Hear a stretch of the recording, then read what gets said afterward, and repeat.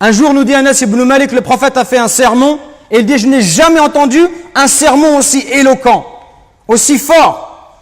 Et le prophète leur a dit, si vous saviez ce que je sais, vous ririez peu et vous pleureriez beaucoup. Si vous saviez la gravité de l'enfer, la dureté du châtiment, si vous saviez tout cela, vous pleureriez beaucoup et vous ririez peu. Et là, les compagnons, ils ont couvert leur visage et ils se sont mis à pleurer tout en couvrant le son de leurs pleurs.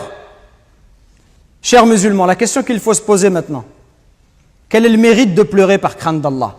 Et pourquoi est-ce que ces gens du paradis, lorsqu'ils étaient sur terre, pourquoi est-ce qu'ils pleuraient par crainte d'Allah? Aujourd'hui, où beaucoup de gens, ils pleurent pourquoi? Ils pleurent pour dunya. Des gens, ils pleurent parce qu'ils gagnent les élections, ou parce qu'ils les perdent, ou parce que son équipe de foot favorite a été éliminée, ou alors parce que son pays est qualifié en Coupe du Monde. Ou pire que cela encore, quand il y a l'hymne national, avant un match de football, et tu le vois, il est debout, et il est concentré, il a les larmes aux yeux, et il te dit, j'ai des frissons. Aujourd'hui, on a des frissons pour ce genre de choses. Illa man rahimallah. On a des frissons quand on voit le drapeau de son pays, quand on les voit jouer en Coupe du Monde, quand on entend l'hymne national, on tremble. Et quand on entend la parole d'Allah Azza wa Jal, on ne tremble pas, on n'a pas de frissons, on n'est pas touché, on n'est pas ému. Sachez que celui qui pleure par crainte d'Allah, sachez qu'Allah Azza wa Jal, il aime cette goutte, il aime cette larme qui coule sur ton visage. Aujourd'hui, la vie d'ici-bas, elle prend trop de place. On aime trop de dunya, on aime trop l'argent. Au point où même quand on fait la prière, avant la prière, pendant la prière, après la prière, on pense qu'à l'argent. Les commerçants, ils pensent à leur business. Est-ce qu'il tourne, est-ce qu'il ne tourne pas?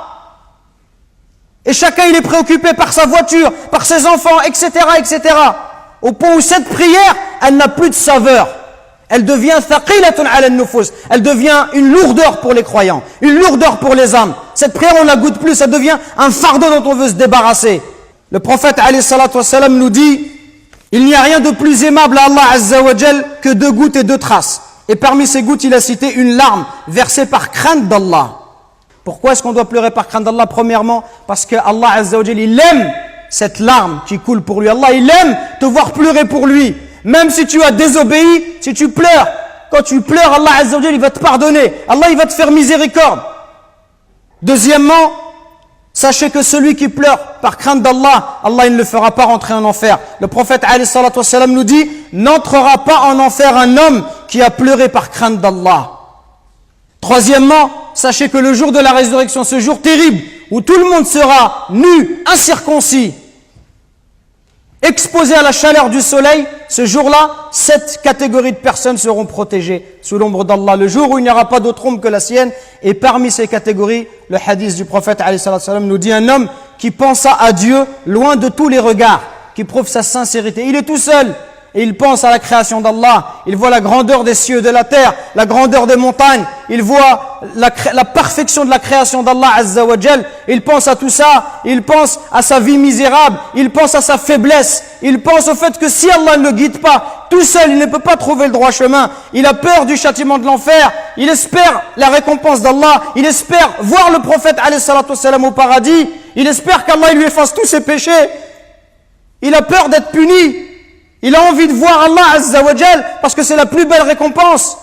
Celui-là qui est tout seul, par sincérité envers Allah, et il se met à pleurer, Allah Azza wa Jal, il a pris l'engagement de le protéger. Donc ne soyez pas désespérés, la porte du repentir, la porte de la miséricorde, elle est grande ouverte, mais prenons cette voie-là et détachons-nous de la vie d'ici-bas. Détachons-nous de la vie d'ici-bas, arrêtons systématiquement de parler de dunya et notamment de football, parce que beaucoup de jeunes ils sont éprouvés par ça. Dès qu'ils sont à la mosquée à l'extérieur, la seule discussion qu'ils ont c'est le football et rien d'autre. Pas une seule fois tu les entends parler d'Allah, pas une seule fois tu les entends parler d'un verset coranique, pas une seule fois d'un hadith, toujours et la même chose, le football. C'est Shaitan qui nous a dressé ce filet, comme un pêcheur qui jette son filet à la mer. Shaitan, par ses loisirs, ses divertissements qui sont extrêmement nombreux dans la société de consommation dans laquelle nous vivons, il cherche à dissiper et à éloigner le serviteur d'Allah Azza wa Jal. Et il le préoccupe. Certains par le football, d'autres par la musique, d'autres par autre chose. Au point où le serviteur, il n'a dans son cœur que l'amour de ces choses-là. Et il verra que le Coran, il n'a pas la place qu'il mériterait d'avoir dans son cœur. Nous récoltons vos dons pour la construction d'une nouvelle mosquée à Longjumeau. Walillahi alhamd. Barakallahu fikum, qu'Allah il accepte ces dons de votre part. Et continuons, Inch'Allah. Et bi'idhnillah, dans pas longtemps, on espère avoir de bonnes nouvelles. Qumu ila salatikum yarhamni wa yarhamkumullah.